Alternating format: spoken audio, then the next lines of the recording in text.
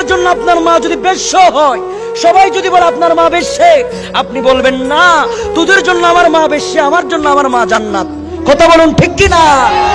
দুনিয়ার জন্য বেশ্যা হলো, আপনার জন্য আপনার মা জান্নাত। সেই মায়ের কদমে আপনার জান্নাত।